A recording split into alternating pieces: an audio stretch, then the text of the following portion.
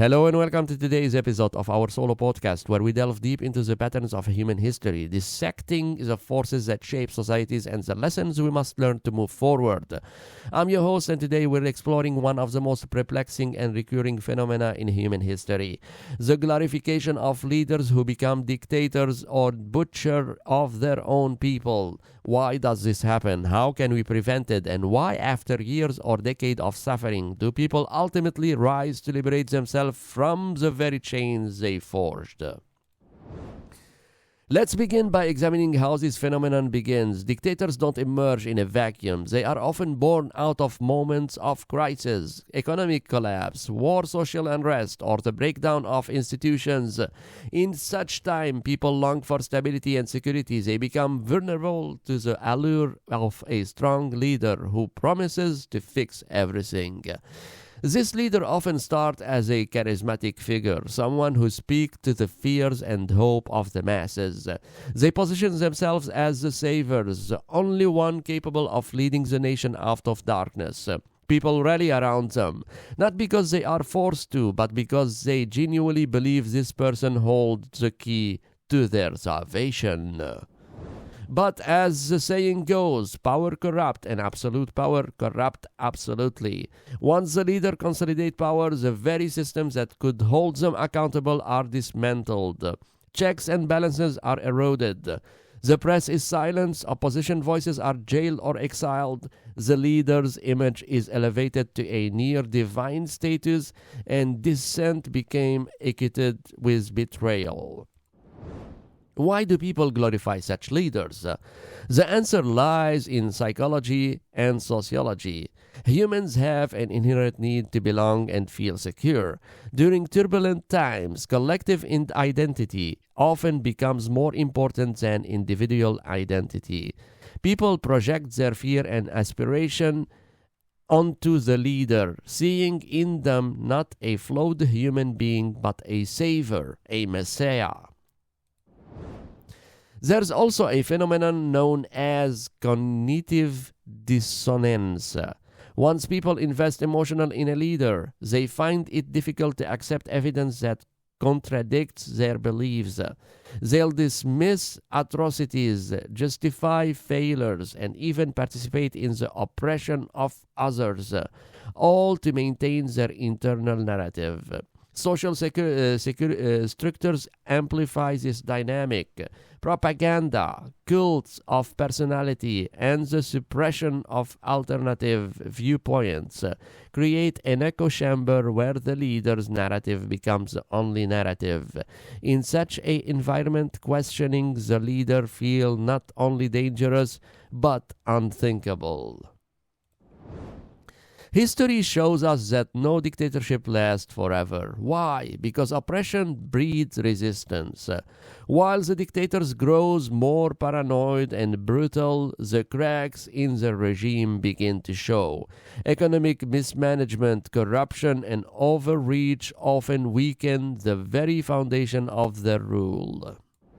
People start to see through the lies. Underground movement form, external pressure mount. Eventually, the collective weight of discontent become too great. Sometimes it takes decades, but the people rise. They overthrow the dictator, and the cycle begins anew. It's important to note that this cycle is driven by a fundamental truth.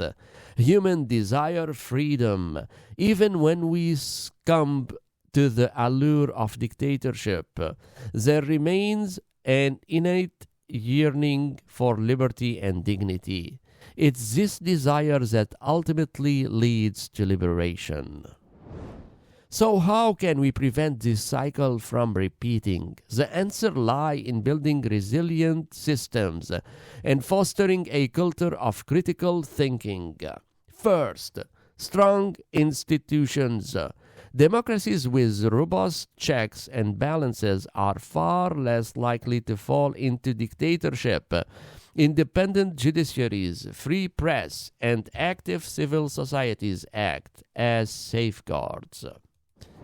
Second, education. Teaching people to think critically, to question authority, and to value diversity of thought is essential. Education is the antidote to propaganda. Third, accountability. Leaders must be held accountable for the outset. Transparency in governance and the rule of law are non-negotiable. Fourth, active citizenship. Democracy is not a spectator sport.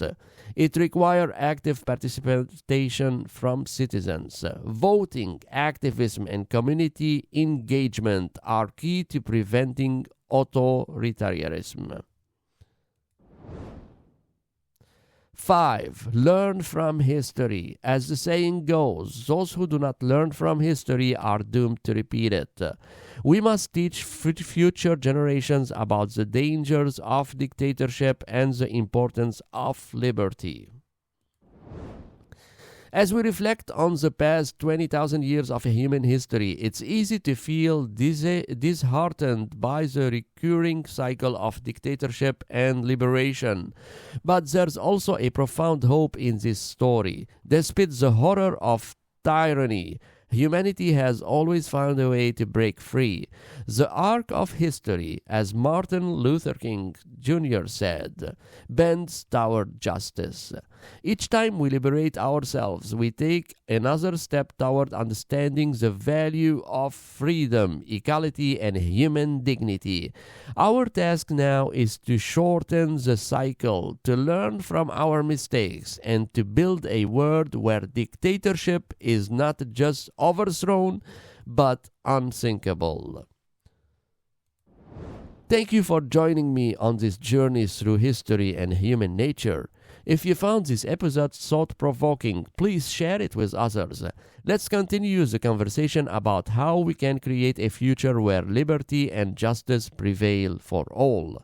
Until next time, remember, true power lies not in domination, but in unity, understanding, and peace. Stay curious, stay vigilant, and above all, stay free. Tony, signing off.